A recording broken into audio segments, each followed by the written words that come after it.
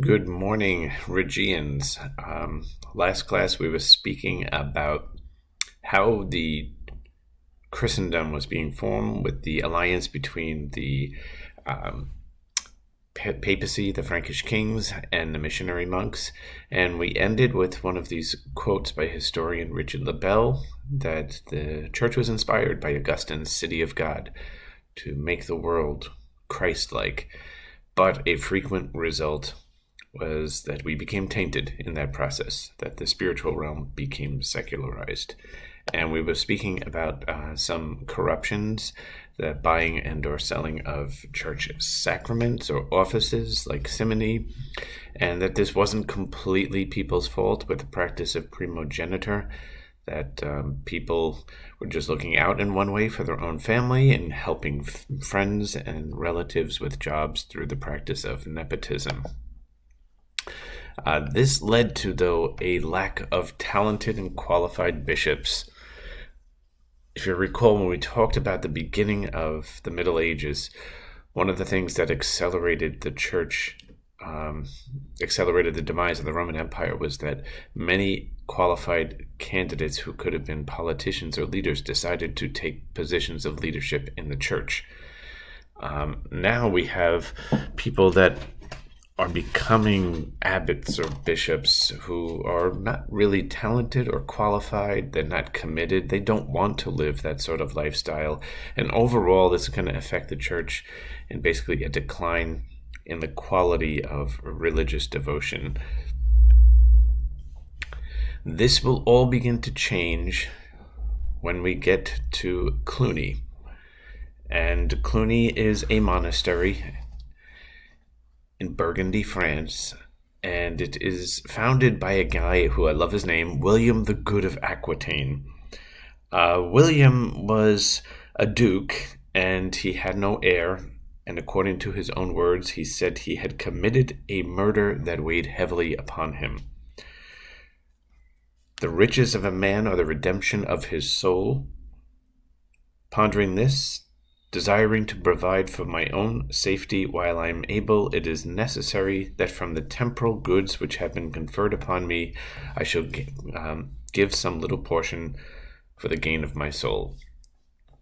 So he builds this monastery, and what seems kind of shocking is he lets the monks choose their own abbot. Think about that for a second, because when we talked about the beginning of monasticism, that was what was unique, right? The monks would freely elect one of their own to completely submit and do whatever the guy said, or a complete obedience to that person.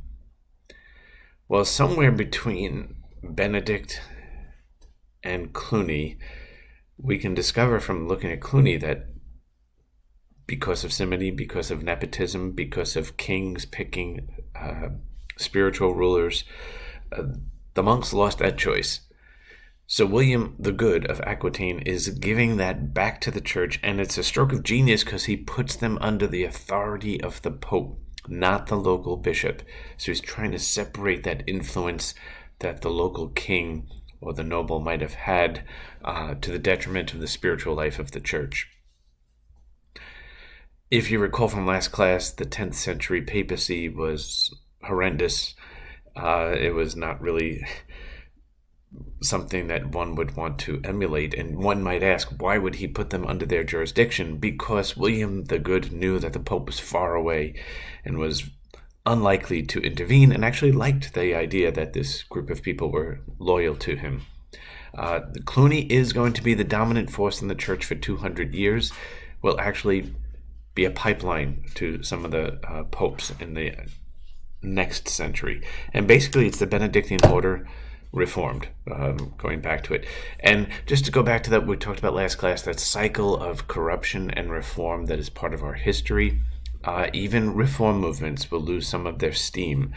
And as they become very powerful, they get more wealthy, and someone within the Cluny order will want to bring them back to the original ideals, much like Cluny brought them back to the ideals of Benedict's order. Now they try to bring them back here, and that group will be called the Cistercians. But I just want you to see this is sort of a grassroots reform. It's not coming from the top down. It's coming from the people and kind of working its way up. And now the abbots of Cluny will be this pipeline to become popes, and they will basically be reforming the entire church at that point. We, last class, were also speaking about how the German emperors, in order to justify their position of power, would want to be crowned by the Pope. And that seemed then that was confirming the divine election of them. And Henry III is not going to be like any of the Otto popes that we saw. Henry III is nicknamed the Emperor Monk because he goes to Mass regularly, he prays daily, he lives simply, and he takes, like Charlemagne, the real idea that he is a King David type figure. His job is to protect the church. So he goes to Rome hoping to be crowned to legitimize his kingship, and he finds that there are 3 people claiming to be pope, and one of them is a 12-year-old. And the Pope is a little horrified by this, and we spoke about the different Italian families that were trying to control one of their family members to be the next pope. And Henry decides to dismiss all 3 because none of them are worthy candidates. And he picks a guy named Clement II, who dies shortly thereafter of poisoning. Reminds me of The Godfather 3, where the guy's killed by poisoning his cannoli. Don't mess with my food. That should say then Leo, not the Leo. Leo is the 3rd choice because the second guy also dies of poisoning. So Leo is my hero just for taking the job. I would not want the job if the previous 2 guys were poisoned before me. But Leo becomes a reformer pope. And one of the first things he will do is call a synod, a local gathering of bishops, to denounce simony. And he wants to get to the root of the crisis in the church. And he's saying that by priests having wives and children and living in an economy of subsistence agriculture, it's not likely that the priests, or it is more likely that the priest might compromise the spiritual office and might sell sacraments or might do something. So he's thinking, let's have priests be celibate instead. And he's going to promote this reform by traveling through Germany, France, and Italy. And when he leaves, he's going to start this practice of having people that will represent him, and they're called legates at that point.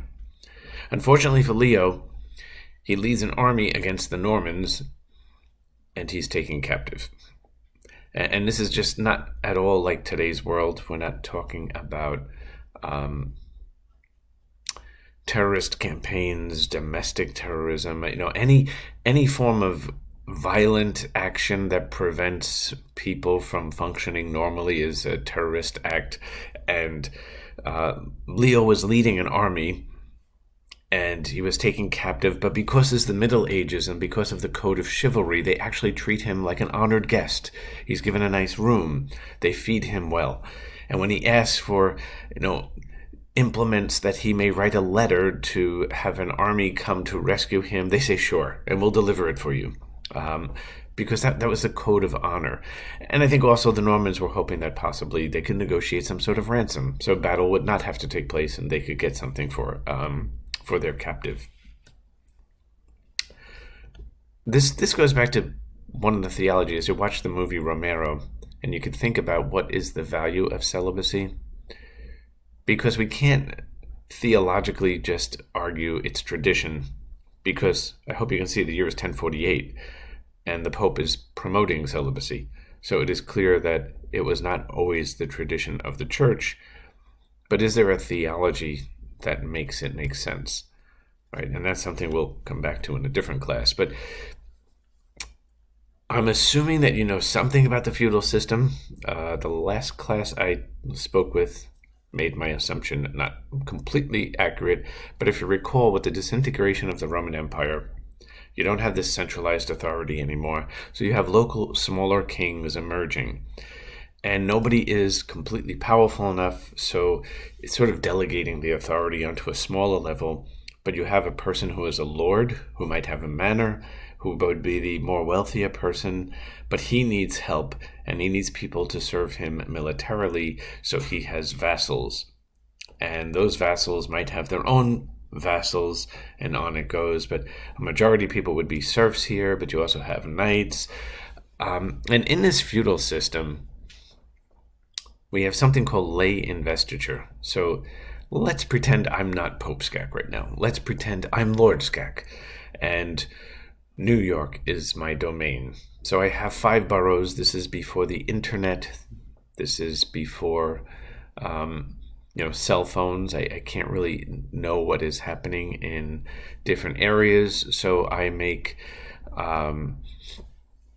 let's see, I put Rustia in charge of the Bronx. Wilk, you're going to get Brooklyn. And I can give Hatchet, you want Manhattan. Who do we want to get? Queens is mine. I'm keeping Queens. And I want to give Liam, I think you should get Staten Island, or AKA Garbage Island. I put a bishop in charge because as the Pope is promoting celibacy, the bishop's sons are not legal heirs. And see, this is one of the things that Leo recognized, that if a priest has sons, remember the policy of primogeniture, you give your firstborn son everything. But if you give them everything, the church will lose all its land. So if the priest can't legally have children, well, then the land goes back to the church. But think of this, and go back to the year 800, Christmas Mass, when Pope Leo crowns Charlemagne. To his surprise, Charlemagne is kneeling after having received communion, and the Pope, standing above him, places a crown on his head and declares him to be emperor. The Pope was investing Charlemagne with secular power, or so it appeared.